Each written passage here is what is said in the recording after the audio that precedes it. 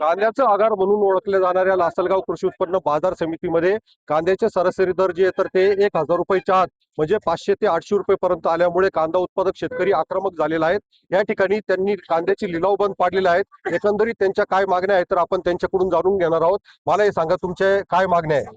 आम्हाला शेतीमालाला म्हणजे आमच्या कांदा आज आम्ही मार्केटमध्ये आणला इथं, तर आज काल मी विकला 800-900 रुपये सरासरी मध्ये, आणि आज मी मार्केटमध्ये ट्रॅक्टर इथं रस्त्यावर उभा केला तर 500-600 रुपये मार्केट चालायला लागलं. मी व्यापाऱ्यांना विचारलं का तुम्ही आमचा एवढा स्वस्त कांदा का विकता? ते म्हणे तुम्हाला परवडत असेल तर आणा, नाहीतर आणू नका. आम्हाला तिकडे पुढे पाठवायचंय, आम्हाला मजूर आहे, तिकडे बंद झालं, आमका झालं आणि इथं बंद करा तुम्ही.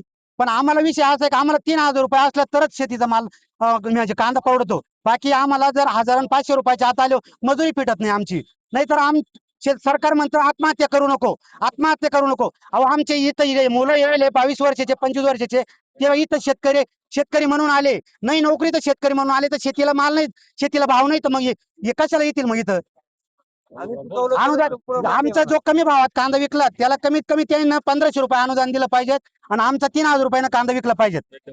मला हे सांगा तुम्ही या ठिकाणी कांदे विक्रीला आणलेले काय बाजार भाव मिळाला आहे, काय तुमची मागणी? खरं तर शेतीच्या मालाचं जे बाजारभाव आहे, तर मी गेल्या 15 दिवसापासून मार्केटला रोज ट्रॅक्टर घेऊन येतो. गेल्या 4 दिवसापूर्वी सरासरी ॲव्हरेज रेटमध्ये कांद्याला 11 रुपये भाव मिळत होता. तो आज 4 दिवसानंतर अवघ्या 7 रुपये सरासरी ॲव्हरेज माल भाव मिळत आहे. याच्यामुळे शेतकऱ्यांचा जो उत्पादन खर्च आहे तो भेटत नाहीये आणि शेतकरी खूप हवालदिल झालेला आहे. आणि याच्या मागे एक धोरण शासनाचं असं आहे की आता काल परवाची न्यूज आली की जी व्यापाऱ्यांची निर्यातची जी सबसिडी आहे ती 50% कपात केली, आणि कपात करता क्षणी शेतकऱ्याचा माल हा 400 रुपये 4 रुपये किलोनी बाजार भाव पाडले गेले. याला जबाबदार कोण आहे? म्हणजे सर्व काही शेतकऱ्यांनी सहन करायचं का, असा माझा सरकारला सवाल आहे. आणि दुसरी गोष्ट, शेतकरी टॅक्स भरत नाही का हो? शेतकरी प्रत्येक वेळेला प्रत्येक वस्तू मागे टॅक्स भरतो. पेस्टिसाइड असेल त्याच्यावर टॅक्स भरतो, डिझेल असेल त्याच्यावर टॅक्स भरतो, खताचे गोणे असेल त्याच्यावर टॅक्स भरतो. आज 50 किलोची गोणी ही 500 रुपयावरून 1500 रुपयावर नेली. हे शेतकऱ्याच्याच बोकंडी बसतं. मला असं सांगायचं आहे, जे ऍग्रिकल्चर प्रोडक्ट आहे, जेवढ्या मार्केट कमिट्या आहेत देशामध्ये, माझा तर असा सरळ आरोप आहे का त्या पूर्ण सरकारच्या दबावाखाली चालतात, असा माझा आरोप आहे. आणि आम्ही तर असं सांगतो की शेतकऱ्याला कोणत्याही प्रकारचं अनुदान देऊ नका. शेतकऱ्याचा जो उत्पादन खर्च आहे त्याच्या 1.5 पट भाव तुम्ही प्रत्येक मालाला बांधून द्या, असं माझं सरकारला निवेदन आहे. कारण काय होतं माहितीये का, शेतकरी पण हा टॅक्स भरतो, त्याच्यामुळे फार नुकसान होतं. बाबा तुम्ही या ठिकाणी कांदे विक्रीला आणले, तुम्हाला काय बाजार भाव मिळाला?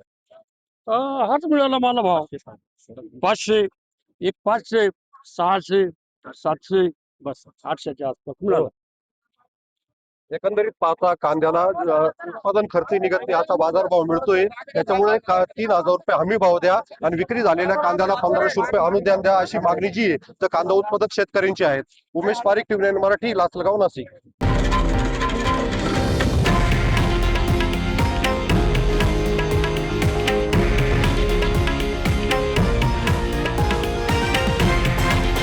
हे आहे देशातील नंबर 1 न्यूज नेटवर्क आणि आपण पाहत आहात TV9 मराठी, एकमेव.